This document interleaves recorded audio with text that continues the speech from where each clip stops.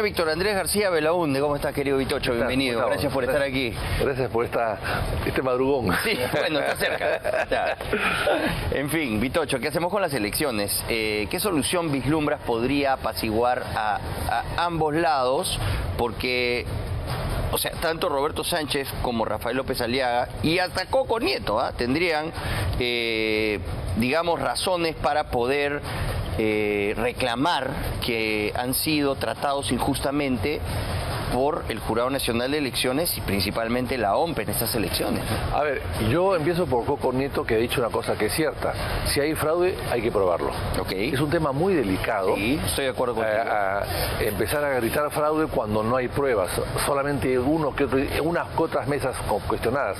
Digo una que otra porque son 98.000, 99.000 mesas en el Perú y estamos hablando de un cuestionamiento de 1.400 mesas, en realidad de 180 que fueron a votar al día siguiente, indebidamente a mi modo de ver, y 1.400 que se instalaron tarde, después de las 10 de la mañana. 1.400 mesas. Ya, pero no hay ahí, detengámonos ahí, no hay ahí por lo menos indicios de que puede haber habido dolo de parte de OMPE con un personaje tan cuestionado como Piero Corvetto y que solo en Lima Metropolitana, donde afecta solo a ciertos partidos y no en el resto del país, donde era incluso más complicado, ¿no?, hacer llegar la logística y donde no hemos visto ningún tipo de problemas. Yo no dudo de que ha habido, no sé si dolo, quizás también dolo, pero improvisación y corrupción en la OMPE. Estoy seguro y antes... Bueno, corrupción está claro y eso ya significa que esa corrupción puede devenir en problemas. Le han pagado 6 millones de soles a una empresa que tiene capital social, creo que es 2.000 o 3.000 soles. Ya, y ayer Cuarto Poder ha mostrado que AFE, uno de los postores, que era AFE Hermes y Gálaga, AFE de Carvajal le advierte a la OMPE, oye, mira, cuidado, que en la licitación hay estos problemas con esta empresa. Hicieron caso omiso. No, esa gente debe estar presa. Todos los que han contribuido a esto... Pero no solo la empresa Gálaga, sino los que aceptaron la corrupción. Por supuesto que sí. Por colusión agravada. Y el señor Corvetto es uno de los responsables, puede ser el jefe, pero único por eso, jefe. Si el jefe de la OMP está preso por corrupción, ¿qué legitimidad puede tener las elecciones? No, pero estamos hablando, elecciones es todo el Perú. Estamos hablando de 2 o 3 distritos. Pero eso, lo que la Fiscalía dice... Yo he votado en provincias. Correcto, pero y he votado sin ningún problema. ¿Dónde? ¿En Cañete? En Cañete. Ya, pero por eso pues, pero en Lima Metropolitana, donde algunos partidos tenían preferencia electoral, han sido los problemas. Estamos haciendo la descripción que estaba haciendo, que la he visto, que la ha recogido además Jaime Althaus en una entrevista del Día del Comercio de ayer, y que es producto de una plataforma que ha hecho un estudio adecuado. Yo no soy especialista y yo no soy estudioso del tema, pero repito un poco lo que ellos han dicho y lo veo con mucha lógica. A ver, ¿qué dice Jaime? Ellos dicen lo siguiente, Jaime lo repite ayer, le dice lo siguiente: hay 1.400 mesas en Lima, 1.400 mesas en Lima que se instalaron después de las 10 de la mañana. Correcto. Eso equivale a unos 300.000 votos aproximadamente. Pero no todos van a López Aliaga. Así es. Pero estos votaron, por supuesto, y de ahí ha habido una falta, porque como se han instalado tarde, hay gente que se fue. Generalmente la gente mayor se fue, algunos regresaron, otros no regresaron. Se ha hecho el cálculo considerando las mesas de otras zonas, y del mismo colegio, de otros colegios. Los promedios. Así es, se ha calculado que los que se fueron y no regresaron son 2.7. 2.7. Entonces, ¿qué pasa? Los 2.7 son 12.000 votos. 12.000 personas que se fueron y que no regresaron. ¿Ya? De esos 12.000 votos, ¿cuántos le pertenecen a López Aliaga? López Aliaga sacó en Lima aproximadamente 30%. Calcúlale, no 30, 40 además si quieres, por esa mesa ya. Estamos hablando de 5.000 votos o 4.000 votos. O sea, con 4.000 votos tú no puedes decir que ha habido fraude en todo el Perú. No, pero si hay la intención de retrasar la instalación de mesas, de contratar empresas que finalmente después terminan en un caos porque no están preparadas, o de repente descubrimos que hay coordinaciones mal hechas o deliberadas para que no abran a tiempo las mesas. O sea, todo eso está en investigación todavía. Pero el cronograma electoral nos gana porque las investigaciones van en paralelo. Todo eso es cierto y hay que sancionar drásticamente a esas personas que han causado ese problema. Pero estamos hablando de 4.000 votos en todo el Perú, Lima no es el Perú. Todo el Perú ha votado bastante bien y no ha habido problemas en todo el Perú. O sea, no puedes imponer las votaciones de Lima a todo el Perú para cambiar los resultados. Eso no me parece correcto. Pero Lima es 1/3 del padrón, ¿no? Sí, pues, pero no es todo el Perú. No es todo el Pero Perú. Imagínate que hubiera pasado este problema en Cajamarca. Porque lamentablemente Restauración o Renovación Popular solamente ha ganado en Lima. Ya, pero imagínate que hubiera pasado en Cajamarca esto, Víctor. Bueno, hubiese pasado lo mismo, es decir, hubiese pasado lo mismo. Si hubieran hecho un escándalo, pues hubieran quemado el país. Pero ya se está haciendo un escándalo. Ahora, yo creo lo siguiente, yo creo que la solución no es aquí, no está acá, la solución está en revisar las 5.000 actas independientes a estas que están en observación. Esas hay que revisarlas una por una, y yo recomendaría a los personeros de los candidatos a la segunda vuelta que están empatados, estar presentes y revisar una a una las actas. Y finalmente, mi querido periodista, mi querido amigo Sondek, el tema acá es mucho más grave. Hemos aceptado una constitución y la hemos aguantado 30 años porque tiene un capítulo económico importante y bueno. Pero nadie se ha fijado, nosotros sí lo hicimos en su momento, de que aquí se cambió el sistema electoral del Perú en esta constitución. Es decir, se ha creado un monstruo de 3 cabezas, que es el sistema electoral del Perú. Cuando antes era el jurado, que el único, y que maneja, jurado, 5 miembros del jurado, que manejaba la OMP y la RENIEC, y que podía intervenir y fiscalizarlos y removerlos. Eso hoy día no se puede hacer, porque se cambió. ¿Y por qué se cambió el sistema electoral en esta constitución? Montesinos, ¿por qué se cambió? Para la reelección de Fujimori. ¿Tú estabas ahí? Por supuesto que sí. Claro. Yo fui candidato del año 2000 y yo sé lo que me hicieron en el año 2000. Entonces, conozco perfectamente el tema y eso nadie lo ha tocado hasta el día de hoy. Y eso hay que renovarlo ahora con este escándalo. O sea, con mayor razón. Ese sí fue un fraude. Pero por supuesto que... Bueno, y un fraude con tecnología. Porque el año 2000, hay que recordar que se trató de hacer una auditoría de los software y no la permitieron. Nosotros tuvimos el año 2000, que yo fui candidato a la presidencia de la Elección Popular, mandamos a un ingeniero experto en computación y en todo el sistema tecnológico de hoy día y de ese momento también, y que hicieron unos zafarranchos, unas pruebas y nunca dieron resultados. Y yo recuerdo que Javier Largo-Landini se quejó diciendo que él había sido sacado del Senado por Montesinos. ¿Por qué? Porque en Cusco o en Arequipa aparecían unos votos, allá los digitaban y a Lima no llegaban por la computadora. En el camino la intervenía. Eso se dijo en su momento y tampoco nadie... Ahora están deslizando también un reclamo desde... Es más, lo ha posteado el propio Rafael López Aliaga en sus redes sociales, que está acusando a la empresa... bueno, la que está haciendo todo el tiene cómputo, la troncal, sí. No tienen todo el cómputo, tienen solamente la licitación de cierta parte del internet de OMP. Ellos dicen que no tienen acceso a la data. La OMP está podrida. Ya, pero ya aquí después la acusación es a una empresa que no cambiarla. Al parecer ellos dicen que no tiene nada que ver. Además, a la OMP se le da permiso para... O sea, es un solo hombre, Corbeto, que ha manejado todo esto.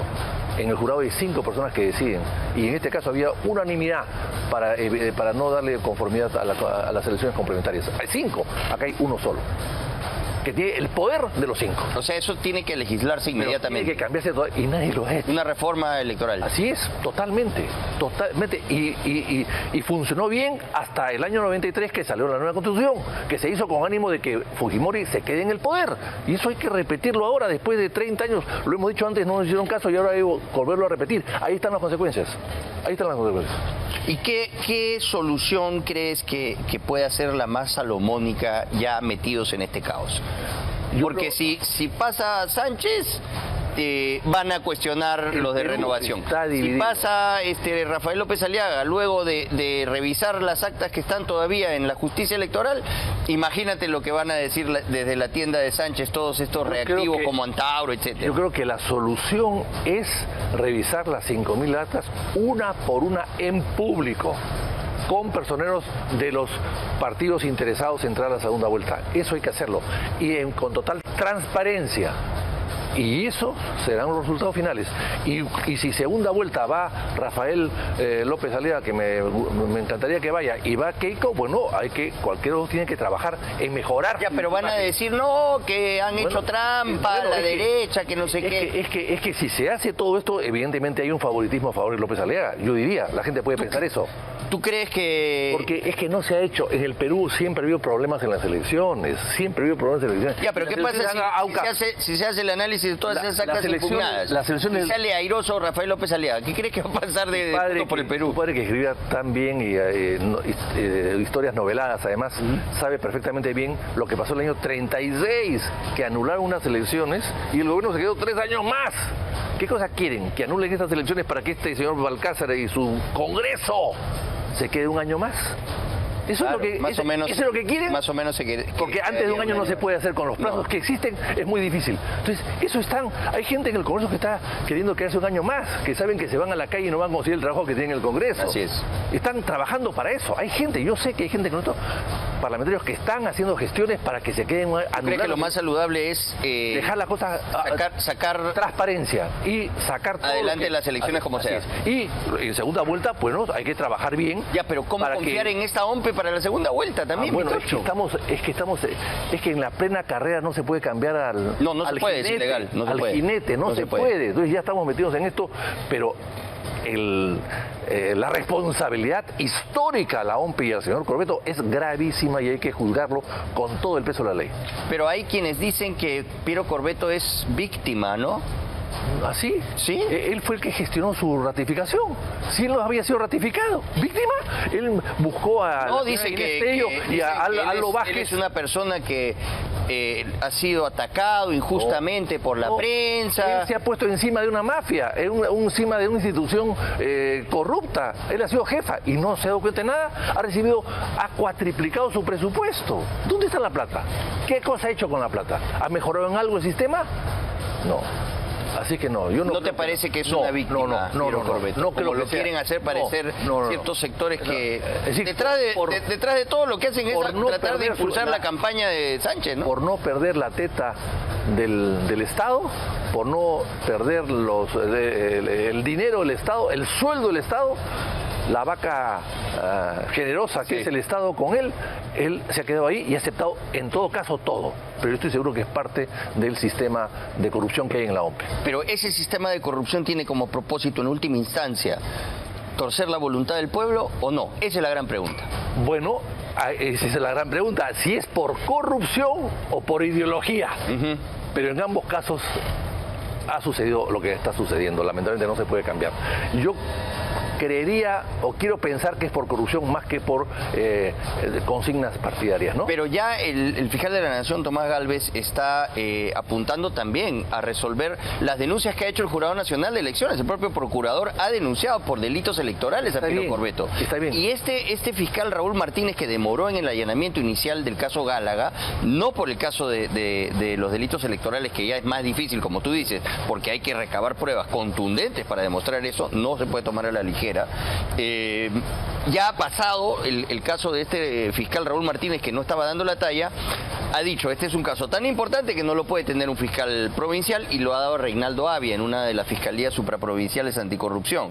Entonces ya el fiscal de la Nación está investigando a fondo, pide auditar el software de la OMPE, etcétera, cosa que puede ser muy engorrosa y no creo que llegue a tiempo. No va a llegar tiempo, pero por eso es que la ley es muy clara.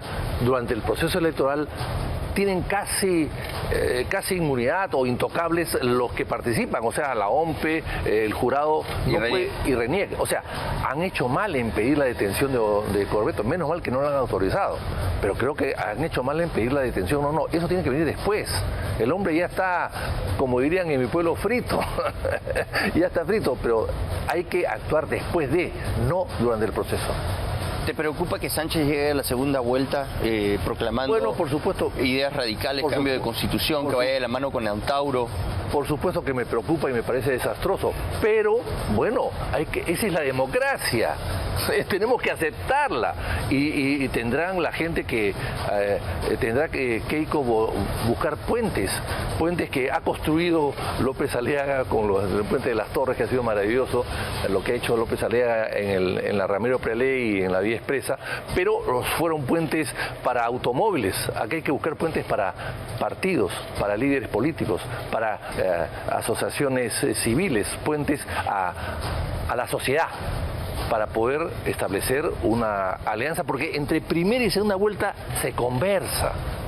Las dos vueltas se han hecho para eso, para buscar alianzas y acuerdos entre primera y segunda vuelta y formar bloques para que uno pueda ser ganador. Y eso tendrá que hacerlo la señora Keiko, por supuesto que sí. Bueno, Keiko está haciendo ese trabajo, ¿ah? Bueno, tiene que ¿Qué te parece esta Keiko Fujimori que estamos viendo en estas elecciones? Bueno, ha mejorado. Después de 4 derrotas, evidentemente que ha mejorado. Ha sacado 17, 18% y antes sacó 12 o 13. O sea que yo creo que ella sí creció. El que no creció fue López Aliaga. Más bien él decreció. Bueno, eso es un tema de campaña, es un tema que los consejeros políticos de ambos candidatos tienen que evaluarlo. Parece que la diferencia es que Keiko sí escucha a sus asesores, que tiene un mecanismo político ya más elaborado, fruto de los años de formación del partido fujimorista, y Rafael creo que no hace caso mucho a algunas sugerencias que le dan. Y por ejemplo, ahora que hizo la presentación de todo el análisis que él había hecho, así estemos de acuerdo o no, la forma en que lo presentó, más calmado, más pausado, le hubiera servido mejor como imagen en la campaña que este iracundo, no enfurecido y reactivo candidato que vive. El pueblo peruano nunca, que yo recuerde, nunca ha votado por los extremos, ni por los radicales.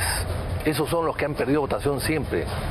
Eso siempre. Radical de izquierda o de derecha. Así, y yo lo recuerdo de haber escuchado a Hugo Blanco que decía: yo perdí por ser radical. Y cuando he ido al Congreso me he dado cuenta de que todo lo que había perdido, ¿no? Entonces yo creo que el Perú no vota por los radicales. Yo creo que los extremos, tipo Milei, que en Argentina puede dar resultados, no dan resultados en el Perú. Eso sí, yo claro, creo que somos muy diferentes que somos Argentina. Muy diferentes. En Argentina, quieren replicar Milei, Bukele acá, pero en Argentina te abrazan es otra cosa. En Argentina te abrazan y te abrazan y te insultan. Acá no es así. Acá no es así. Pero sí hay radicales en el proyecto de Sánchez. Quiero compartir contigo, Vitocho, este clip de Fernando del Rincón de CNN entrevistando a Antauro Humala, algo que se ha viralizado. Vamos a ponerlo y luego lo comentamos con Víctor Andrés.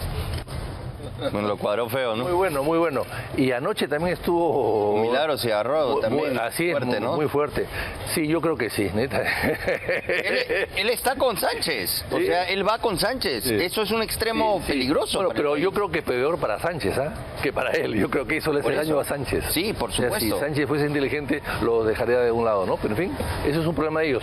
Pero en fin, cuando los enemigos cometen errores, hay que dejarlos caminar nada más. No hay que corregirlos. Que sigan cometiendo errores. Sí, pues, pero han tratado de moderar un poco su discurso. El propio Antauro llamó zarrapastroso en una entrevista a Julio Velar del BCR.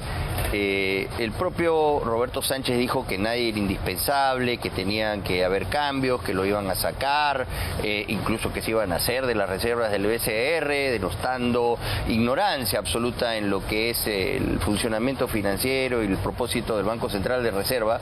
Y luego le dijeron, no lo toques a Velarde porque todos te van a caer encima. Y dijo, no, ya yo voy a hablar con él, me voy a tomar un café, en fin. Van a tratar de hacer lo que hizo Ollanta Humala cambiando el polo rojo por la camisa.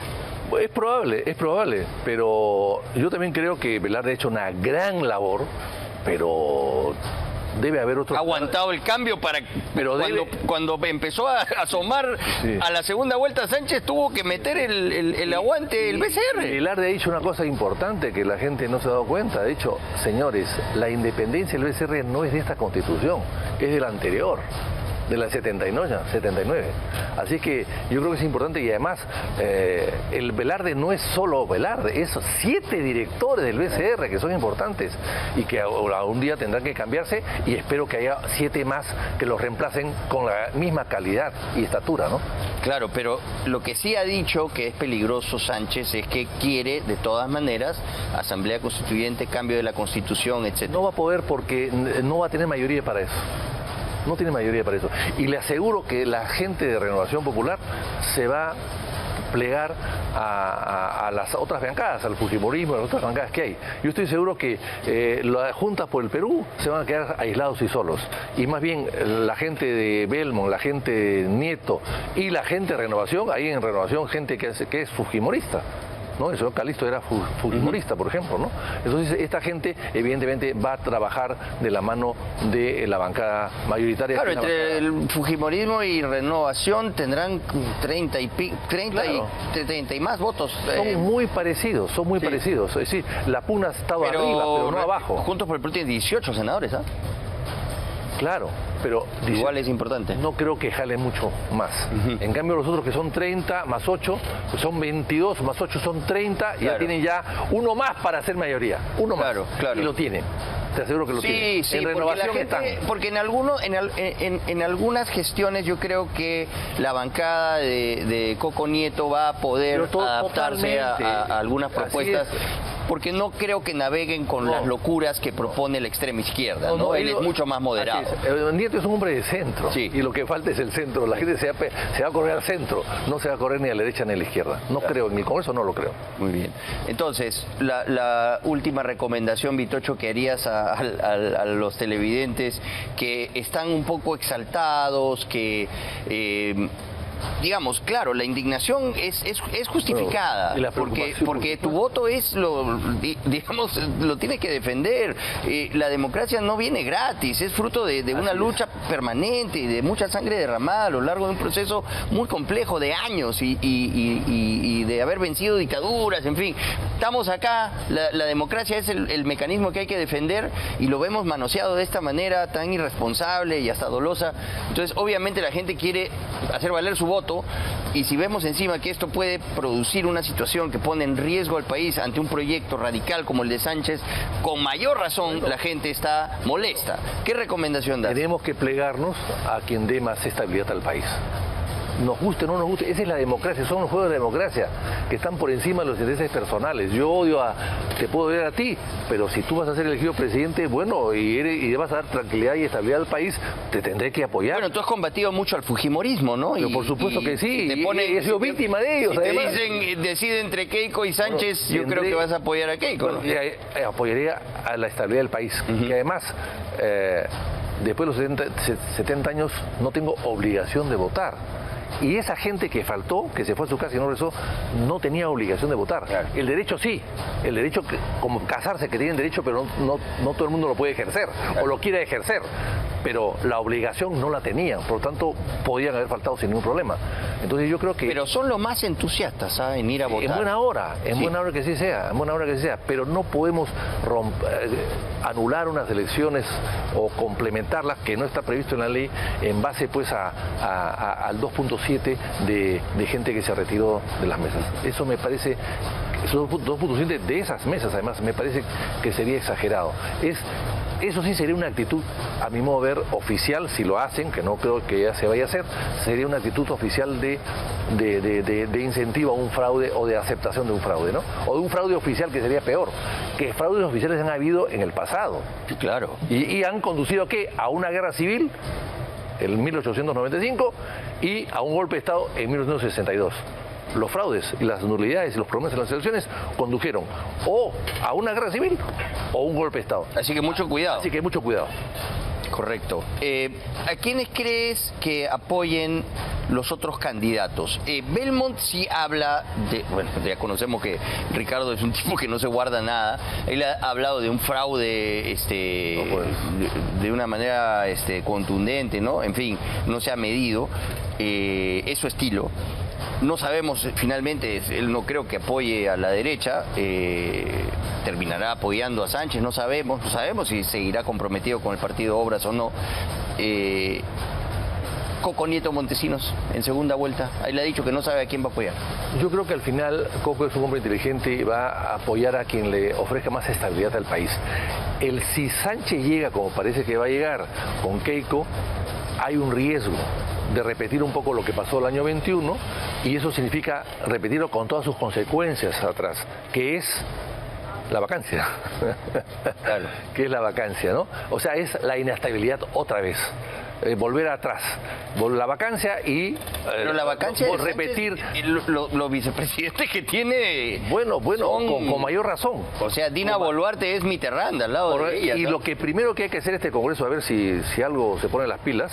Pero no podemos estar en ese juego, Bueno, estar vacando todo el próximo Congreso, no vacar, no. Aprobar una ley, una norma, una reforma constitucional que la puede dejar lista para el próximo legislatura, la prueba ahora y la próxima legislatura se revisa. ¿Para qué? Para que los vicepresidentes no gobiernen el país. Los vicepresidentes que asuman la presidencia por algún motivo llamen a elecciones y no se queden gobernando. Evitar los vizcarras que votan a su jefe, a su mentor, a Kuczynski y se quedan gobernando hasta el final. O la señora Boluarte. O sea, como lo que dice la Constitución respecto del presidente del Congreso que tiene que asumir. No, O sea, que esté obligado a convocar elecciones. No. La idea, ¿cuál es? Es un proyecto que yo presenté cuando subió Vizcarra, recuerdo, el año 19. Es muy sencillo. Primero, reducir el plazo presidencial de 5 a 4 años, porque 4 años ha sido el plazo histórico en el Perú y de mayor estabilidad, que del año 1860 hasta prácticamente hasta Leguía, 60 años de 4 años y de una república que se mantuvo bastante bien en esos 60 años. Pero había reelección. 4 años. No había reelección. No había reelección. Porque Estados Unidos tiene 4 años, pero con reelección una vez. En el Perú se eliminó la reelección. 4 años. Y segundo, que los vicepresidentes... Poco, 4 años para el Perú, ¿no? Porque las cosas se hacen muy lento es acá. que hay que llegar preparado, pues, a gobernar. Hay que llegar preparado. Cuando tú llegas preparado para gobernar, 4 años es más que suficiente. El problema es que cuando no llegas preparado, necesitas no 5, sino 6, como se puso en una época 6 años y vino el golpe de Estado después, de Belaúnde del primer gobierno. Primero, 4 años, eso se puede discutir, pero en todo caso 4 años sin reelección, como es por ejemplo, en Chile. En Chile es 4 años.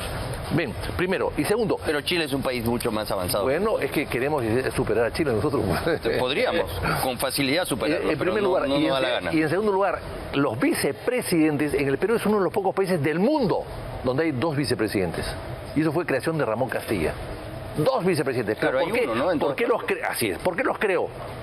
Porque el primero complota contra el presidente y el segundo va a complotar contra el primero. Claro. Para que se neutralicen. Eso lo creó Ramón Castilla, que era un hombre sumamente inteligente. No era mayormente culto, pero era brillante, inteligentísimo y gran gobernante. Bien, entonces, que cuando suceda esto, que por algún motivo el presidente tiene que irse, o vaca, o se enferma, o fallece, que el primer vicepresidente y el segundo no gobiernen, no completen el periodo. No, que convoquen en 90 días elecciones. Punto. Con eso solucionamos ese problema de... Y que solamente asuman la presidencia mientras dure el plazo de la transferencia. La transferencia, o sea, que llamen elecciones. No se queden como Vizcarra, que quería quedarse pues... O sea, Vizcarra quería gobernar y gobernó más que Kuczynski. Y nadie lo eligió a Vizcarra. Nadie sabía quién era Vizcarra. No, y terminó gobernando además por decreto, porque cerró el Congreso y 6 meses estuvo. Se dio el ese lujo. es un vacío que también debe corregirse. De la misma forma, y metido en ese paquete de legislación, deberían considerar eso. Porque ese vacío legal le permitió gobernar por decreto con el Congreso cerrado. Se dio el lujo un presidente accesitario, cerrar el Congreso y gobernar con decretos de urgencia. Increíble. Se dio el lujo. Y eso no se ha revisado. Claro, eso hay que cambiarlo. Y después también la señora Boluarte, que nadie la conocía porque era una distinguida funcionaria de la RENIEC de la ventanilla de la RENIEC en Surquillo, y que acabó gobernando más que Castillo. Bueno, eso no se puede aceptar porque nadie los ha elegido. Claro. Son accesitarios. Porque no es como el año 62, que la gente votaba por el presidente y vicepresidente. Acá no. Acá tú votas por el presidente y su fórmula. Que no sabes pero cuál sí es. eliges a las vicepresidentes, ¿no? Bueno, sí, pero no votas por ella, no votas por la Boluarte. Votas por la plancha. Votas por la, pero votas por el candidato básicamente. Nadie ha votado aquí por los vicepresidentes de Keiko. Nadie ha votado acá por los vicepresidentes pero en teoría sí de Sánchez. Votas por el partido. Bueno, pero nadie los conoce. ¿Ha habido debate de vicepresidente? Pero no. Eso no es problema del RPP fórmula, ¿no? y la Universidad de Lima hicieron un debate de vicepresidentes en el año 16. Y estuvieron todos. Estuvo Vizcarra, estuve yo, estuvo Lourdes Flores. Sí, lo recuerdo, ya nunca más se hicieron. Nunca más se ha hecho. Claro, es que si el nivel del presidente ya es pobre, imagínate el de los vicepresidentes. Pero para que veas que no hay interés... Si en el 16 Tú eras el candidato del vicepresidente, ahora ni siquiera, o sea, ni siquiera los presidentes llegan a ese nivel. Pues, ¿qué vamos a hacer? Si bueno, nos hemos pero ¿no? para degenerando. Esa es la mejor prueba de que la gente no vota por el vicepresidente. La gente, el Perú es un país. En cambio, en Estados Unidos sí el vicepresidente es clave. Exactamente, es clave. porque además preside, Claro. preside el Congreso. O sea, es decir, tiene función ejecutiva. Y aún así, John Adams, que fue el primer vicepresidente de los Estados Unidos, decía una frase célebre, decía: no entiendo cómo la inteligencia del pueblo norteamericano ha podido elegir o designar vicepresidentes que son intrascendentes, decía. Intrascendentes. Increíble. Bueno, acá han trascendido algunos de ellos. Sí, pero por las razones equivocadas. Gracias, Vitocho, por haber estado con nosotros. Siempre un gusto conversar contigo.